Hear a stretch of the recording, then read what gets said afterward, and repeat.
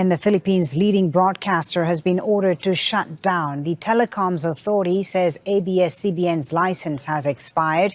President Rodrigo Duterte has regularly criticized the network. Opposition groups accuse him of targeting independent media. Well, Foley, according to the National Telecommunications Commission, the order of deceased and deceased is actually immediately executory. That is something that also the Department of Justice, Secretary of the Department of Justice said that has to be implemented right away. However, ABS-CBN continues to air as we speak. It's about 7 p.m. local time. The letter was issued and was received this afternoon. But in the interviews of the commissioners of NTC with local channels here, it remains to be seen exactly how that will be implemented.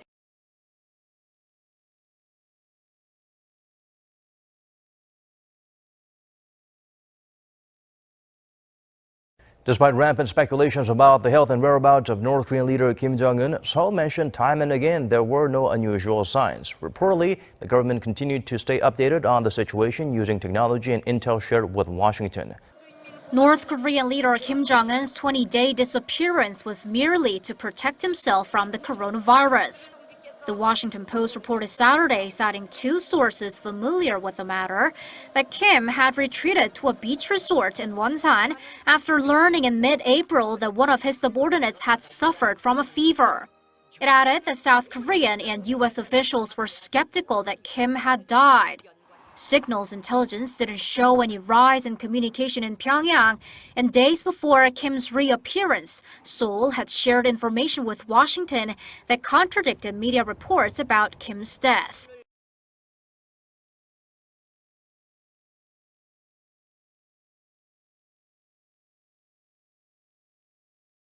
In laboratories like this all over the world, scientists are trying to answer the same questions.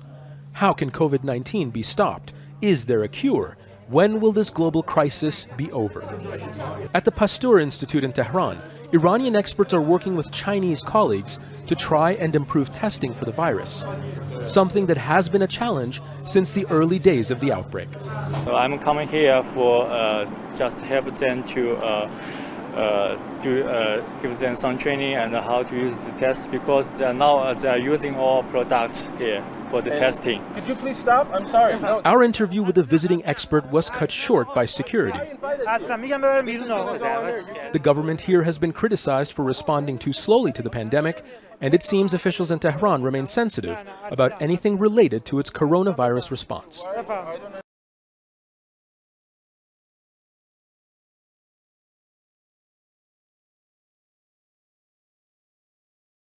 Let's take you to the Eastern Cape now. In Gray's Hospital, employees in King Williamstown are adamant they will not report for duty at Bishaw Hospital as instructed.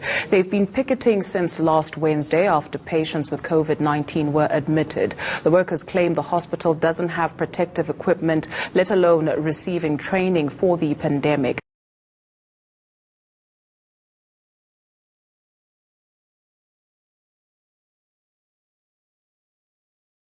The World Health Organization says the U.S. has provided no evidence to back President Donald Trump's claim that the coronavirus came from a Chinese lab. The organization said this Monday after U.S. Secretary of State Mike Pompeo said there was, in his own words, enormous evidence to support the claim. The WHO also said all available scientific evidence suggests the virus came from nature. Scientists believe it was passed on from animals to humans. Trump claimed last week to have proof it came from a Wuhan lab, which the lab itself has denied. The WHO said last week it wanted to be invited to take part in Chinese investigations into the animal origins of the pandemic.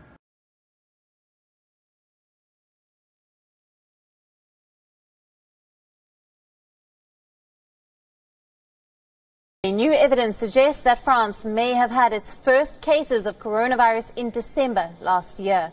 A French hospital, which retested its old samples, found evidence that a patient admitted in December was infected with COVID-19. Now, this was nearly a month before the French government confirmed its first cases. This means that the virus was circulating in Europe at least a month before the first wave. During the study period, 14 patients out of 58 admitted for influenza-like illness were included in the analysis. A 42-year-old man born in Algeria who lived in France for many years and worked as a fishmonger was admitted to a hospital on the 27th of December. He was exhibiting symptoms that later came to be known as coronavirus symptoms, including a dry cough, a fever, and trouble breathing.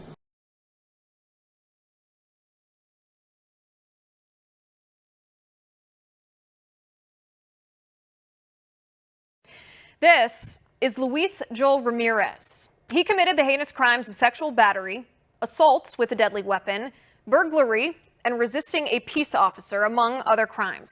He has violated his parole 4 times since 2019, but the state of California just let him out of jail early because he might catch COVID-19. This is James Franklin Bowling. He's been convicted multiple times for being a sex offender on school grounds, failing to register as a sex offender multiple times, lewd conduct in a public place, in addition to drug charges and multiple violations of his parole. But the state of California just let him out of jail early because he might catch COVID-19. They committed sex offenses, some against children. They were mandated to wear tracking anklets. They tampered with the anklets to avoid their parole officers, probably to try to commit more crimes. So they were put in county jail. And then Court Commissioner Joseph Dane ordered them released early because what if they contract coronavirus?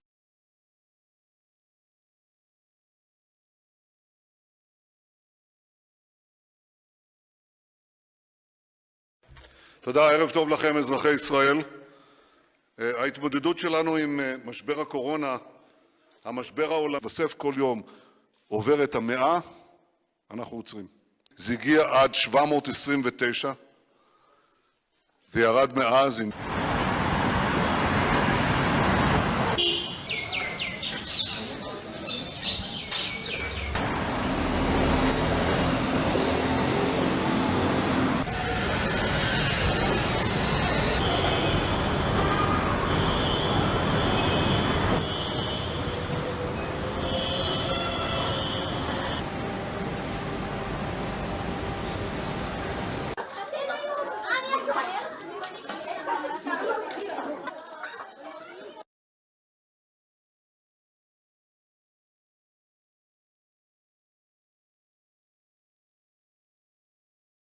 As countries across the world fight this virus, military posturing has not been locked down. And muscle flexing continues. The US B-1 bombers have returned to the Pacific island of Guam, and Japan is working on a missile to counter the Chinese Navy in the South China Sea. The world is fighting a war against a deadly virus. It's a common enemy. But that doesn't mean old foes are forgotten. Even in a pandemic, militaries around the world doesn't miss the chance to flex their muscle. The South China Sea remains a battleground. Japan is prepping to safeguard its turf with a hypersonic missile. It travels faster than 5 times the speed of sound and has been described as a game changer.